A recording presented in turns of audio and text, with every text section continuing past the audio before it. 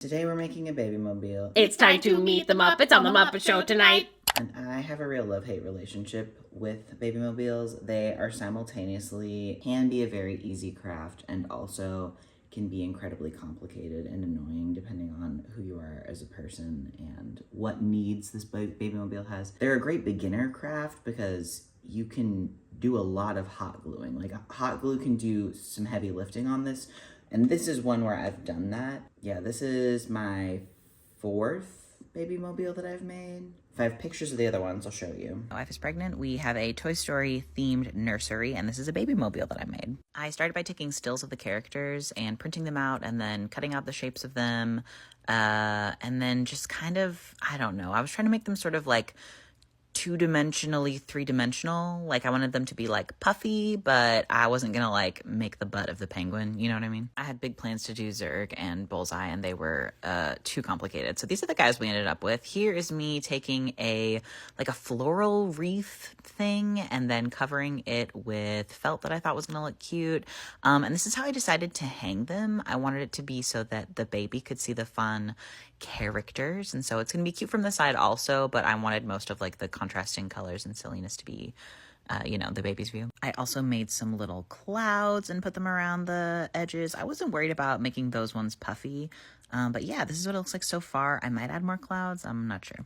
Made this sweet little baby mobile out of felt for someone we love who has a sailing themed nursery. This was the inspiration. I started by making a boat, the vibes of it based off of this that I saw on Pinterest. Here's the mast. I don't know anything about sailboats, so if you are a person who sails, don't look at this boat too hard. I truly don't know. I've done a lot of sewing with felt my whole life, but I do not typically work in 3 dimensions, so this whole project was hard. This is a little oyster with a pearl, a clam with a pearl, and then I really wanted the sky to be a part of this also. So this is the moon that I made. It does kind of look like a potato.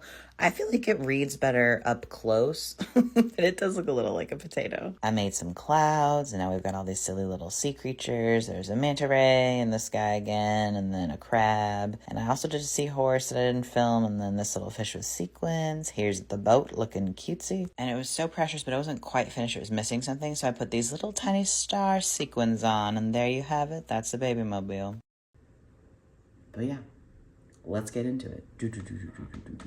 The nursery has a woodland theme, so I had big pine cone dreams because as you can see from this image on Pinterest, you're like, oh yeah, that really looks like a pine cone. And then you see this kind of scraggledy little thing that I've created, and it's fine. It just wasn't everything that I dreamed of. I think I'm essentially going to go back and make more pine cones for me and also for my kid because he genuinely loves pine cones. I think like play pine cones would be really cute. But anyway, yeah, this is kind of like flower-ish sort of thing. And I was making these really small too. Like it's hard to make something so small and have it look exactly the way that you want it to. But yeah, a lot of cutting with very sharp scissors. Please always use the sharpest scissors you have when you're cutting with felt, otherwise you are just going to frustrate yourself so bad. And working on these pine cones was the moment when I decided this was going to be a primarily hot glue baby mobile, which I have not done in the past because this would be so small and fiddly to sew, and I wasn't gonna do that. It would definitely look really expensive and crispy and nice if you wanted to hand sew it. And then I was also thinking, like, there are some people who aren't super confident in their hand sewing skills, so why not have an example of a baby mobile that is mostly hot glue? So you can see I've sort of crumpled the flower a little bit, and then I'm gluing the crumpled flowers to it, and it's becoming more pineconian by the minute. I wanted the centerpiece for this to be a non-Christmassy fir tree. These zigzags of the branches were not extreme enough for me to be able to machine sew it. They would have just I think kind of gotten lost and ended up looking like a triangle. So these are the ones that we went with. In my brain, I thought I was going to have to cut out 4 of these. I only needed 3. 4 would have been huge. It would have been ginormous. So pinned this together, started sewing it on the machine. I am not someone you should look to as an example of how to machine sew things. I am very, very, very new at it. Super, super new. So if you're seeing me do something that's going to break my mom's beautiful machine, please let me know in the comments because I don't think I am. But yeah, if you're looking for, I don't know, instructions or like how to do that. It's not me, girl. You don't want me. Me in 2 years, maybe, but we're not quite there yet. It's really funny for me to watch this in like regular time because I picked machine sewing for this because it is so much faster than hand sewing.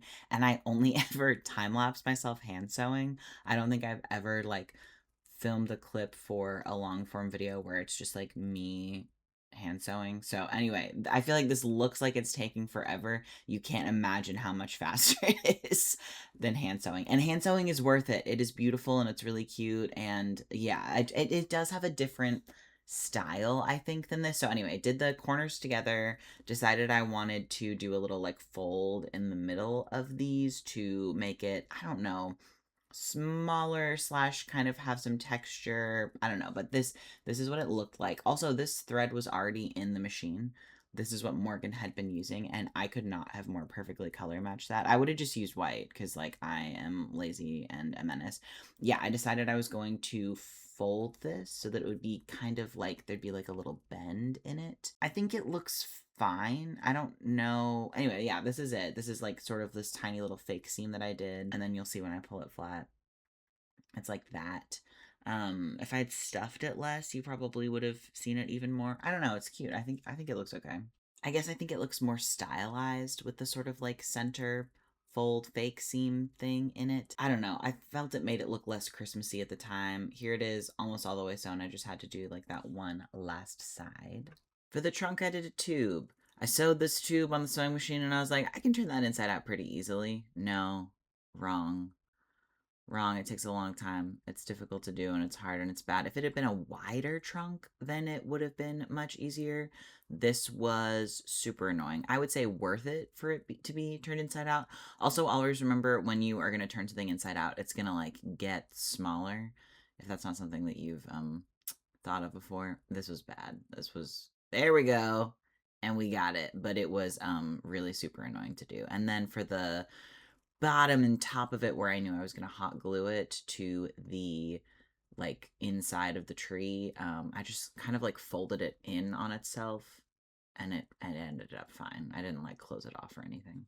I used felt scraps from this project to put in the top of the tree to keep it a little bit poofy, and then I just cut out a triangle and hot glued kind of messily there so that it would just, I don't know, have a little bit more structure to it. And then I knew I needed something to glue this to, the trunk. So yeah, folded just the edge of them a little bit and then hot glued it, stuck it on there. Super easy. The original plan for this mobile was for it to be a pine tree and then have pine cones, and then the pine cones just, they weren't cute enough by themselves, so I did some mushrooms. Cut out a circle to the top of the mushroom cap, cut a chunk out of it, glued it over itself to make it rounded shaped, and then cut out a circle that was the same, you know what I'm saying, like to be the bottom of the mushroom cap.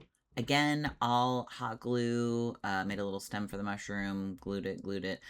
The low temp hot glue gun is what I wanted and needed to use for this so that I could sort of like really get in there and squish stuff. Otherwise I would have burnt my hands really bad. I made some leaves just by on the sewing machine doing this, just this little seam and then cutting it. And it, you know, it's like leafy looking. I had also made these that were more structured on the sewing machine. It was like 2 pieces of felt and they were sewn, and I just ended up hating those in comparison to these kind of 3-dimensional scoopy looking ones. My least favorite part of making a baby mobile is always trying to get it to hang correctly and like cutting the strings and trying to space the strings out correctly. And I don't know, I am really not a math brain person, and so I have a hard time figuring out how to do this in a way that like makes sense and is easy. I have a full 10 minutes of me just like repeatedly scooching and tying and cutting strings and holding this up in the air and putting it down. I think what I'm going to do next time is use a ball, like a bead with a hole that's big enough for all the strings to go through, and then also maybe it would spin better because then I could connect the part that attaches to whatever it's gonna sit on, whether that's like a spinny thing that's like a music box, whatever, then I could attach that separately and it could spin separately. But this, I did my pinch and hot glue situation, which you're seeing it now and like it looks fine and like it's easy and like it's okay, but just please know that like this has taken me so long to get to, and it's annoying, and once I pinch it, it's like, okay, fuck, I hope I can grab that same spot while the hot glue is hot. It's just so bad. It's so bad. It pisses me off so bad. If there's anyone who knows of a better way to do this or who has a better process for doing it, let me know, because it drives me bonkers every time. So here's what we got from 10 full minutes of me struggling. We have these and then the string that's going to go on the tree. These are all the pieces I was looking at of things that I might possibly use. And then this is what it looked like without the dark green leaves. It's nice to be doing this voiceover when I have some space from this project, because I remember looking at it at this phase and being like, this is the ugliest thing I've ever made. It's so stupid. And it's actually not. It's actually really cute. But I had hot glued these on and decided that I was going to sew them a little bit to try to like get a good hold on there. And then here's the 2 versions of green leaves that I was going to add because I felt it looked a little bit naked without the green leaves. That's the pine cone sewn on. Here is a green leaf sewn on. I just sewed those. I didn't use hot glue for those ones. I started by gluing the pieces to the cotton twine, whatever I had, because you can't sew through felt with cotton twine. It's just like way too thick. That was never going to happen or go well for me. And it was okay to hot glue them. And I think that if this wasn't a mobile that went down so far, like the pieces went down to where depending on where it's hanging over a child, they could yank on it, then it would be okay to just have it be hot glued. But I decided to sew a little bit as well because I wanted to make sure that these that are all like choking hazard sizes aren't something that a kid could like grab at, yank off, and then start munching on and cause a problem. Especially if it's a gift for another parent, I err on the side of like making it really difficult for your kid to choke on this thing that I'm giving you. But if it's your own kid and you know that it's going to be up high enough that they're not even going to be able to reach it, it's probably fine to just hot glue. The footage you're watching right now is me hot gluing the top tied part of the cotton twine to the metal hoop that I have these on. It is time consuming and a little bit annoying, but I think it's better to do that and make sure that they can't get pulled off. Also, it just like looks crisper. I'm just using little chunks of felt to keep those really secure and make it look a little bit more uniform, because I don't want to have any like weird loose ends or things hanging off, or like a place where you can see a knot. And that's it. That is the mobile. It is for a baby that I know who is just born. I am really excited. If you are looking to make a mobile or purchase one, I would just be really cautious. There are a lot of super weird AI generated ones on Amazon and on Etsy, and this is like, at the end of the day, not that difficult of a project, especially if you were doing one a little bit more pared down than this. Especially if there's a new baby in your life, or if you will be having a kiddo soon, I would encourage you to try to make one. Call up your friends, see which of them has felt. It's really not too bad. And you can do it with hot glue, and it's fun. And it'll be a cool thing that the baby that you know gets to keep for a very long time and look back and go, wow, this person loves me so much. They worked so hard on this. Final thoughts about baby mobile making. That metal circle that I got, I found a bunch of those on sale at the craft warehouse when it was going out of business. If you still have a craft warehouse in your area, you cannot imagine how jealous I am. I had only barely learned of the craft warehouse. We were like ships in the night. It was so sad. But they're like closing sale. I got some of those. You can find them at like thrift stores. They're in the like floral area usually, or like the craft area of a thrift store. They're technically, I think, for floral wreaths. It's like that style of floral wreath. It's like not actually a wreath. It's like mostly metal, and then there's like one flower on it. I think that's what they're for. I've also, as you saw with the Toy Story mobile, used like a sort of bulkier particle boardy type made one. I like the metal better because I think it stands up better over time. When you use that like particle boardy one, when I made it, it had already like cracked at one point because when I was transporting it, it got like jostled. But I did like glue it back and it was completely fine. So I don't know. I think it depends on what you want to do. If you want it to be able to stay plain, you're gonna probably want to get a metal one. If you want to cover it with felt or something else, it doesn't matter what you use. In this video, I used weird cotton twine that my mom happened to have. I would not recommend using yarn because I think that the fibers of yarn get kind of like fuzzy and weird, and so it's not going to be as crisp and pretty and structured as it might be if you were using something else. I've also used that like I don't even know if it's technically, if it's like just like real twine, but sort of like, it seems like the strands that you make burlap out of. It's like lightish brown, you know what I'm talking about? Those have worked fairly well. You could also just use embroidery floss. I think this is a good craft that lends itself to, if you're already someone who does crafting, whatever you have in your house, you're gonna be able to find the ingredients to make this, basically. The fixture that I used at the top of this one was like a metal something closure, I think for overalls, that my mom just like had a whole bunch of because she has ADHD. In the past, I have like braided a piece of whatever string I was using and like made a loop out of that and then had that be the thing that it hangs from. When we actually put our baby mobile up, we put a hook in the ceiling and then made the string go like way down low so that we could like spin it.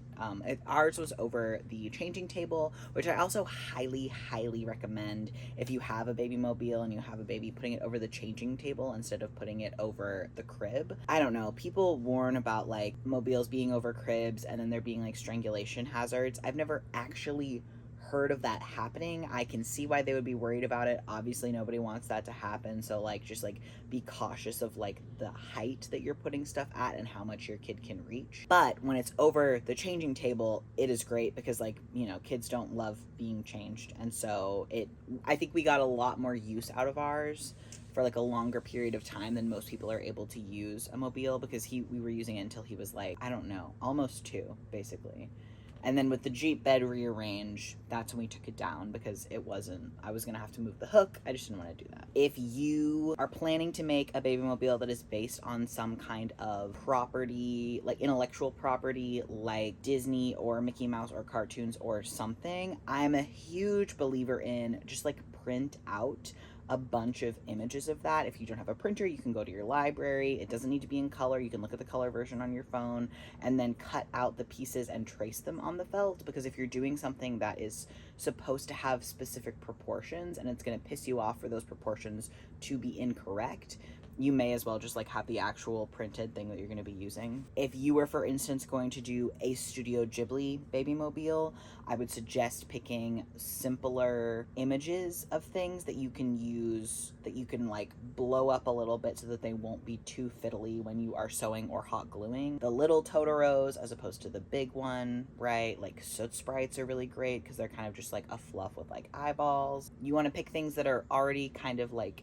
simple enough that you can do them this big. If you're doing something that is supposed to be like natural or based on something that like grows, like flowers or like whatever else, I find that it's best for that to have reference images and then just kind of like make your own thing with those reference images, because it's never going to be perfect and you're just going to drive yourself bonkers trying to make it look exactly like this pine cone that you have a photo of. Hot tub's heating up. Or a flower or whatever. Things grow all kinds of different ways as long as you can hold it in your hand and show it to someone else and be like, what does this look like to you? And have them say pine cone or poppy flower or whatever. That's something that it'll be fine. You're going to be fine. And eventually you'll forget what your reference image looked like and you will live. My favorite kind of mobile is the kind where when you're looking up at it, you can see the majority of what it is, because that's what the kid's going to be seeing. Depending on what you are using as your inspiration for a mobile, there are some things that make more sense than others for that, right? I've seen people do like felt flowers upside down, like they're hanging by their stems and like the flower part's pointing down, so as the baby looks up they see the flower.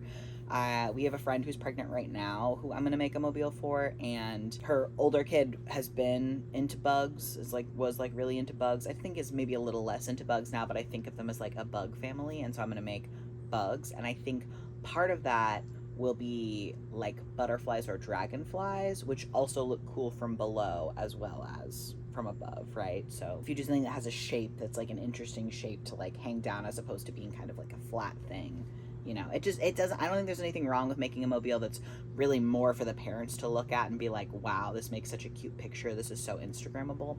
Whatever, I don't care, but think about which perspective you're interested in making happen. And if there's a thing hanging above a kid, they're gonna think it's cool regardless, right? If you're not someone who's purchased felt before, the like acrylic cheapy felt works great and is super cheap. It used to be like 10 cents a sheet, and now it's between like 25 and like 60 cents a sheet in my experience, unless you're getting the really nice, more like premium, like thick stuff that's the big sheet, and then that one's sometimes like $1.50. You can get a lot of use out of those. And if you have a friend who is crafty or has made like patches or Christmas ornaments or other things, you may already know someone in your circle who has felt sitting in their house that they're not using. If you're at a craft store and you're looking for felt, you want to typically be in the kids section, kids crafts section.